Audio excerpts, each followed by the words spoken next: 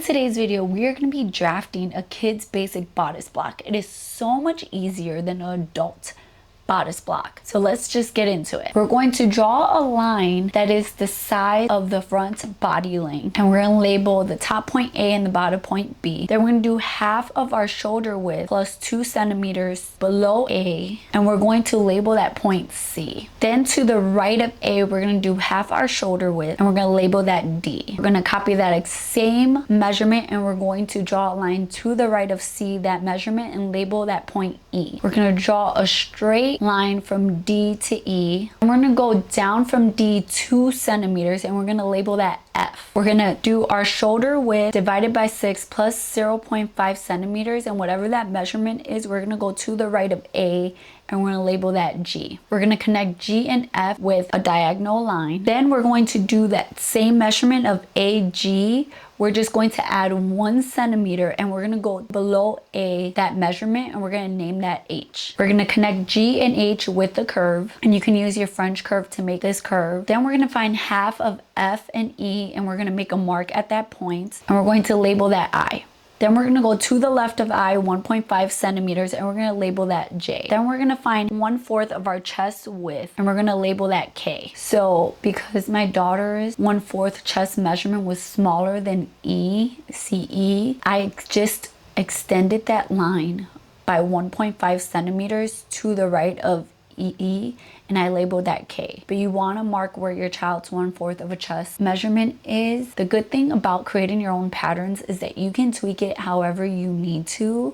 Like my children tend to be tall but have really small waists, and so pants and sometimes tops can be like just not fit them correctly. So it's kind of nice being able to create our own pattern so that we don't have those problems. We just do it to their measurements. We're gonna draw a curve from F, J down to K. You wanna make sure that that curve is going through J. This is gonna be your arm side curve. We're gonna find 1/4 of our hip circumference, and we're gonna go to the right of B, that measurement. Now, I ended up tweaking mine. You can do it when you measure your front body length. You can do it up to your the waist, or you can do it to the hip. I ended up changing it and doing it to the hip. Then we're gonna go down 1.5 centimeters from B, and you can kind of connect that point and L to make a slight curve just to accommodate for like if they have a tummy. You don't have to. I ended up not doing that because my daughter is thin, but if your child does have a little bit of a tummy, you can do this and they'll just help bodice lay nicer. So for the back bodice, we're going to be using a lot of the same measurements that we used in the front bodice. The only things that are going to change here is going to be the neckline and the arm side, pretty much. AG is going to stay the same. AH is going to change. So what you're going to measure AG, and you're going to divide that by 4. Whatever that measurement is, you're going to go down from A that amount, and that's going to be H. Your back neckline is always higher than your front neckline. The other thing that we're changing is our arm side.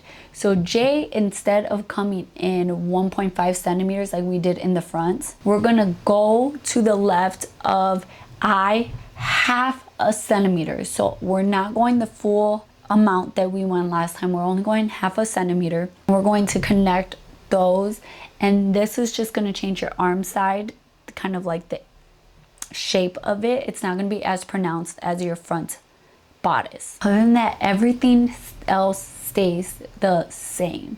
Super quick and easy. Again, this is the basic kids bodice block. Basic. From here, we're going to take this basic bodice block and we're going to use it to create a jacket.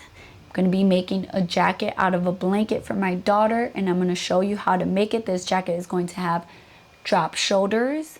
It's going to have bias binding all over it. It's going to have pockets. It's going to have kind of like a round pocket on the side, which are going to be super cute. It's going to have metal snaps, and it's just going to be basic. I'm going to do an oversized and regular so that you can see, and I'll show you how it turns out on my daughter. We're going to draft it together, and then we're going to sew it step by step together. So I hope you guys enjoy this video. Please make sure to give it a thumbs up, hit the bell notification button to be notified every time I upload. I love you guys. Stay tuned for more videos. Let's get to 20,000 subscribers. Thank you guys so much for supporting my channel. I love you, and I'll see you in my next video. And let me know what other things you want me to draft. I will be drafting. We have the kids jacket coming up. We have some knit shorts / leggings. I'm gonna show you how to draft leggings and knit shorts. They're the same pattern, but then I'm gonna show you how to sew up the knit shorts. We're also gonna be doing a trending pullover with cool pockets on it and some piping on it. There's a ton new things coming. Let me know down below anything you want me to draft. We will be moving into some athletic dresses coming up soon, which I'm really excited about because I don't have any. I've never worn any. They're gonna have shorts underneath. I'm gonna show you how to draft. They're gonna be anti-shafting shorts, so they're gonna have a nice little guard inside, like between the legs, so that they're not rubbing, that seam is not rubbing on your thighs. I'm really excited. We're also gonna add, if you want, a pocket to those shorts underneath the dresses, so stay tuned for those. I love you, and I'll see you in my next video. Bye guys.